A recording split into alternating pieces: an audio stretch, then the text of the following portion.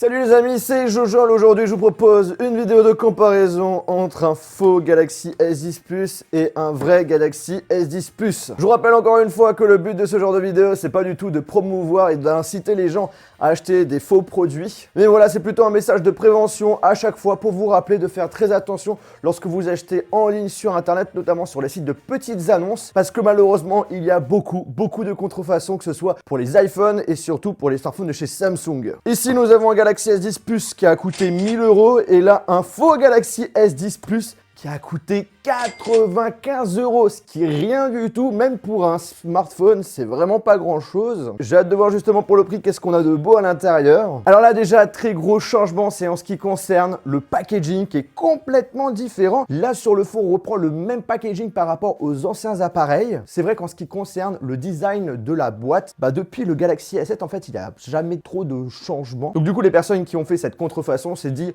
bon voilà, pour le Galaxy S10 Plus, il n'y aura pas de souci, ça va être pareil. Et ben non, cette année, Samsung a complètement changé. Déjà, grosse différence, c'est qu'au niveau de l'avant, le nom du produit est beaucoup plus grand. Aussi, le système d'ouverture a complètement changé. Là, maintenant, on est sur un packaging beaucoup plus classique pour l'ouverture, alors qu'avant, c'était plutôt, voilà, tu dois tirer, tac, et tu as un système d'ouverture un peu aimanté. Par contre, tu vois, pour les personnes qui n'ont pas forcément vu des vidéos unboxing de Jojol sur le Galaxy S10, S10 Plus ou S10e, quand il y a une personne qui te vend un produit avec un packaging comme ça, on a l'impression que c'est un vrai. Il a écrit Samsung Galaxy S10 Plus, Samsung Pay. À l'arrière, on a les petites caractéristiques du produit, encore du Samsung. On a plein de trucs qui fait vraiment penser qu'on a un appareil Samsung. À l'arrière, sur le vrai, on a pareil, les caractéristiques du produit. Avec, voilà, regardez, c'est assez dingue quand même. C'est qu'au niveau des icônes, des différentes certifications en bas, eh bien, c'est la même chose. On a même le QR code. Alors, le QR code n'est pas le même, mais je veux dire, tout est bien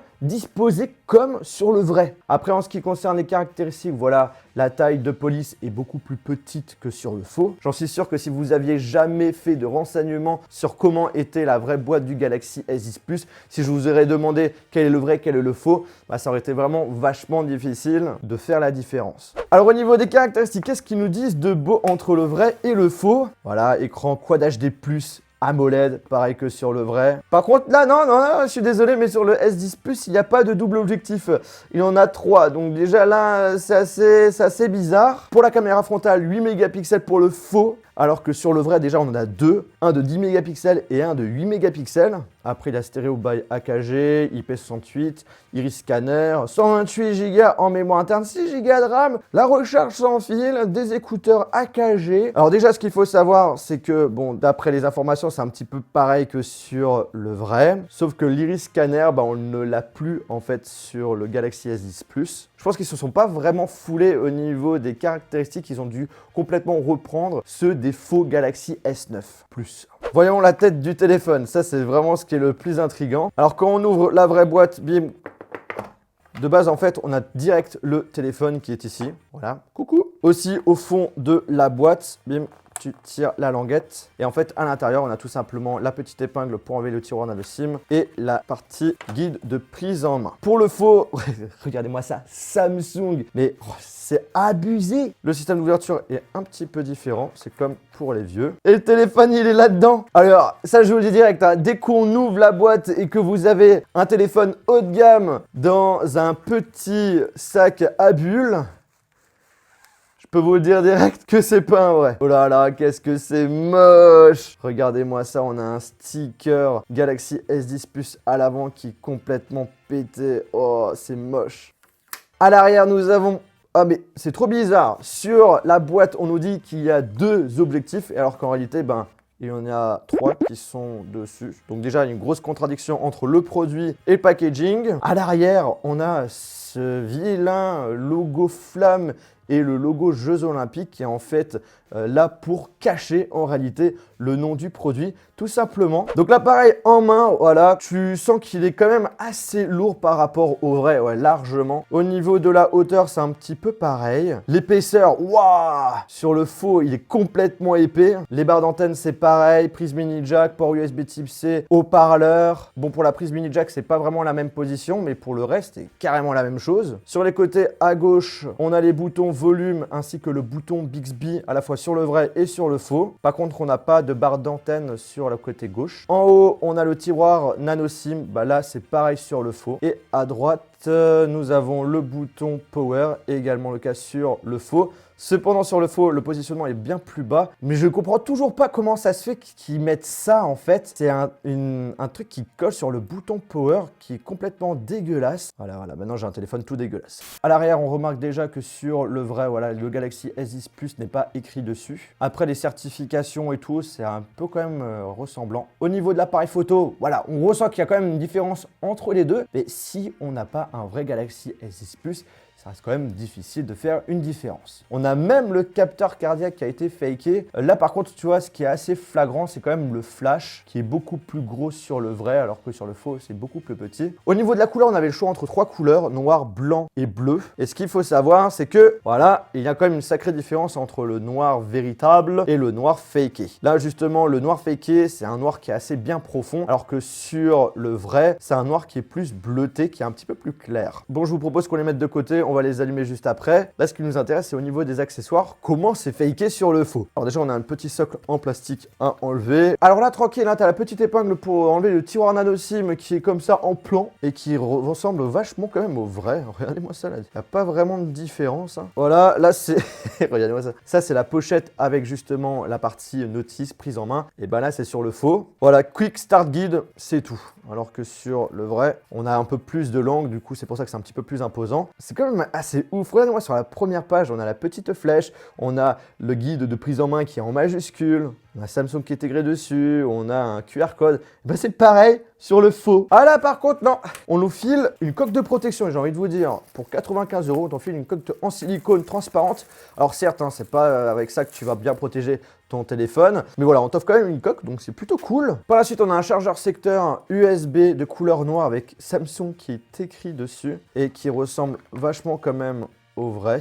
Après là, on a quoi? On a un câble USB type C vers USB qui à première vue est quand même de bonne qualité. Voilà, le câble, il n'y a pas vraiment de différence, c'est assez kiff-kiff. Hein. Dans le vrai, on a un petit adaptateur USB vers USB type C. Après, on a sur le faux des écouteurs où il y a écrit Samsung dessus, avec une petite télécommande, avec micro intégré en prise jack. Alors que sur le vrai, bah voilà, c'est vraiment des écouteurs AKG et pas Samsung, même si on sait que AKG, voilà, ça appartient à Samsung. Après, voilà, pour 95 €, c'est quand même chaud de se dire, voilà, déjà, on a un port USB type C, on a des écouteurs, on a une coque qui est fournie gratuitement. Voilà, c'est pas dégueu pour le prix. Hein. Bon, on va passer à la partie la plus intéressante, c'est notamment quand on les allume, bah, qu'est-ce qu'on a de différence entre les deux. Donc déjà, on va les allumer en même temps. Voilà. Donc écrit Samsung Galaxy S10 Plus sur le vrai. Sur le faux, il n'a pas envie de s'allumer. Voilà, il s'allume. Il y a quand même écrit Samsung Galaxy S10 Plus. Bon là déjà, très grosse différence, c'est en ce qui concerne l'écran. L'écran est beaucoup plus petit sur le faux. On a des bords trop imposants et j'ai envie de vous dire, ça me fait chier. Tout simplement parce que sur le site où je l'ai acheté, voilà, bah, sur la photo, c'était un téléphone avec un écran sans bord. Voilà, c'est pour ça que je vous dis, faites super attention, notamment quand vous achetez sur internet, sur les sites chinois, vous pouvez vous faire avoir, mais comme une prune. Alors en ce qui concerne l'OS, ils sont tous les deux sous Android. L'interface, c'est celle de chez Samsung, sauf que sur le faux, on est sur une interface complètement vieillotte de l'année dernière, en fait, tout simplement, alors que sur les nouveaux, l'interface a complètement changé. En fait, les personnes qui ont fait cette contrefaçon sont pas du tout embêtées. Ils ont repris la même chose que sur le faux Galaxy S9 Plus, donc ça veut dire cet écran avec ces bords-là. Ensuite, l'interface est complètement pareille.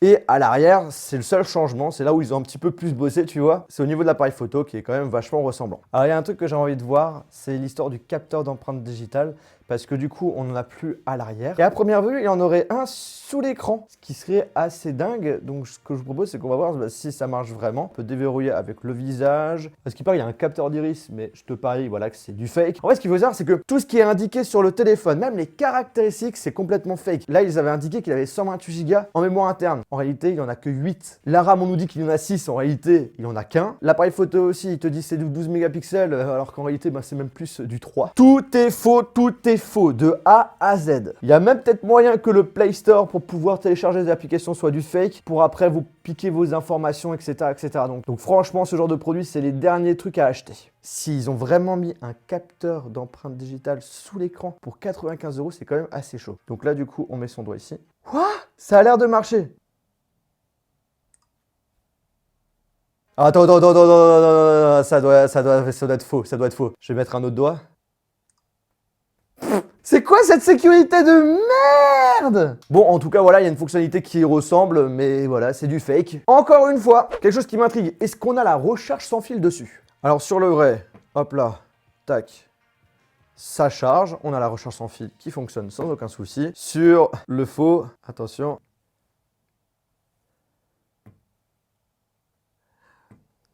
On n'a rien. Pourtant, sur le site où je l'ai acheté, il avait marqué recharge sans fil. Ouais, c'est ça, mon œil.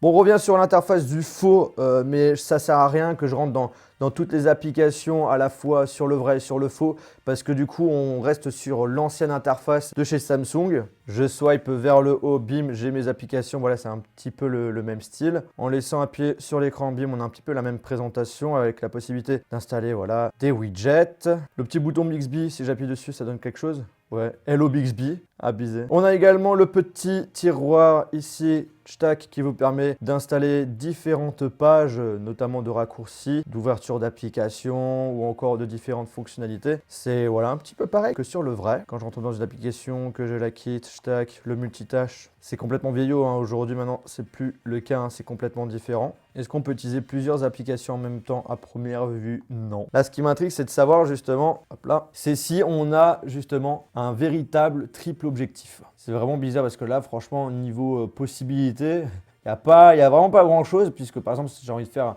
une photo en mode portrait ou un zoom, c'est pas du tout proposé dans vidéo. Ah, attends, il propose qu'on peut filmer en quelle qualité? Voilà, c'est moyen, super, nul. Ok. Alors, je viens de jeter un coup d'œil. En fait, au niveau du triple objectif, celui qui fonctionne, c'est celui au milieu. Et remarque que celui de droite et celui de gauche est vachement ressemblant. Je pense que ce sont carrément des faux.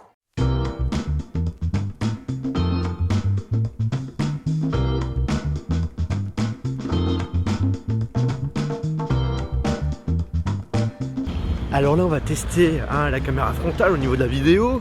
Est-ce que vous préférez le vrai ou le faux? Telle est la question. J'ai envie de te dire, j'ai un petit faible pour le faux. Ouais, pour le faux, c'est pas mal. On va tester la stabilisation, qui est le meilleur.